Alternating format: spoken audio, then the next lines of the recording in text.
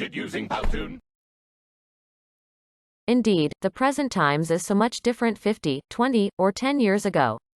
Global developments and technological advancements have brought a lot of changes in our day-to-day lives, and of course, in education.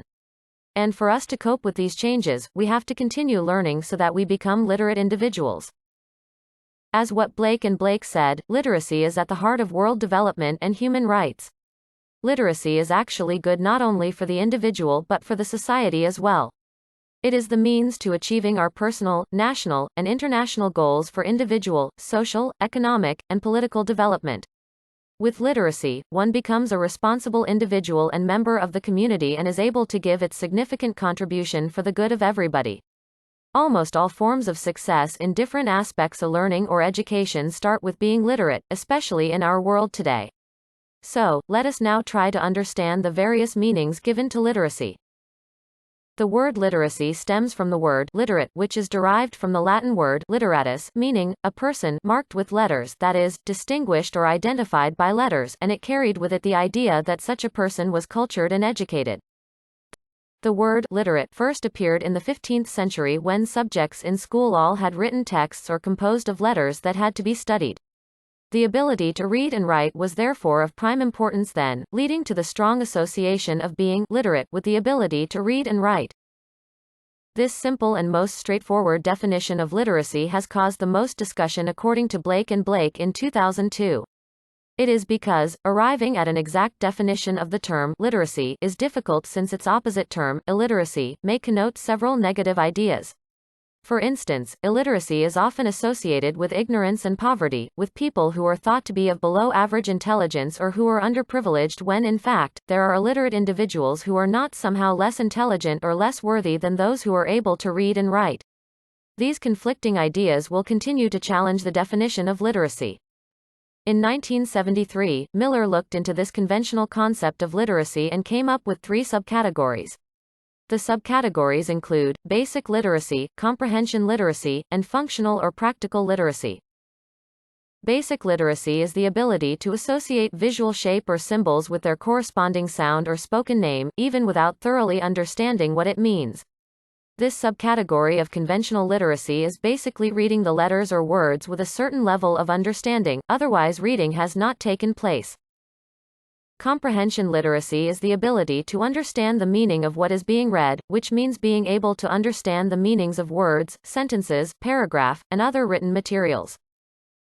Functional or practical literacy, on the other hand, is the ability to read, with comprehension, written materials needed to perform everyday tasks. So, we use the term functional literacy to mean an acceptable grasp of the skills of reading and writing for functioning in society, such as, to be able to drive responsibly, to be successful in the workplace, to be conscious of local, regional, national, and of global politics and economics, to take part in social and recreational activities, and to make decisions on his or her own about what educational paths to follow. Thus, in the conventional definition of literacy, there are 2 important things in reading or literacy. These are the text to be read, and the meaning or message being communicated. When there is no text, there would be nothing to read, and without the meaning, the text is reduced to incomprehensible symbols. So far, those are the important aspects of the conventional definition of literacy. In the past years, there have been several definitions of literacy from scholars, literacy workers, and educational program planners. This shows that literacy is such a complex and dynamic concept. It has been continually defined and interpreted in multiple of ways. UNESCO, for instance, defined literacy as the ability to identify, understand, interpret, create, communicate, and compute, using printed and written materials associated with varying contexts.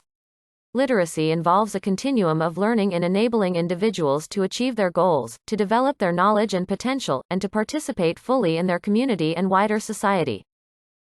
For Macondawire, literacy is a form of knowledge, competence, and skills in a particular field or area. With this definition, it appears that modern views equate literacy with knowledge. The shift in definition of literacy from reading and writing to knowledge is especially important as we explore the new literacies of the 21st century that seem far removed from the contexts upon which conventional literacy is based. These new literacies, which refer to the skills and bodies of knowledge that are necessary for survival and productivity in the information age, are not actually new, per se, as in the sense that they never existed before. Rather, we consider them new because the contexts in which the old skills and knowledge are being employed are new, both in nature and in scope. For example, the ability to translate textual information into images is not a new skill, but it is the ability to do it in a way that is concise, complete, and clear that is certainly new, or perhaps the tools and technology being used are new, and how such information could reach the most number of people worldwide. Similarly, being able to verify the truth value and veracity of a document is not a new skill, but, being able to do so when there are 100 similar documents available to you online, is. With the rise of the new literacies, three things have been critical.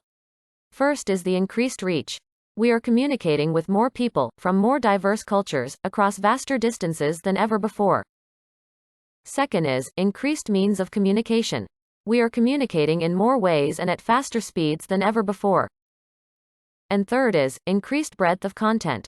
We are communicating about more things than ever before. In line with these critical things in the rise of the new literacies are the questions on, how do we work together with people of different cultures who might have different perspectives on communication, work ethics, values, religious beliefs, and worldviews. In an age where information is power, how do we leverage both current and emergent technologies so that our endeavors are both productive and profitable? How do we navigate and manage the veritable minefield of information that was once considered taboo and private, and is now online, for all the world to see and judge, whether we like it or not? As we journey in the present times, we are facing more complex questions which require new set of skills and knowledge, something that schools of the past have never had to teach. With the changes in with whom, how, and why we communicate, new literacies are required not only to make sense of the changes, but also to use new technologies and paradigms in meaningful and productive ways, something required not only of students, but of teachers as well. For us to be literate in these new literacies, we shall discuss and explore them in the next units of this course.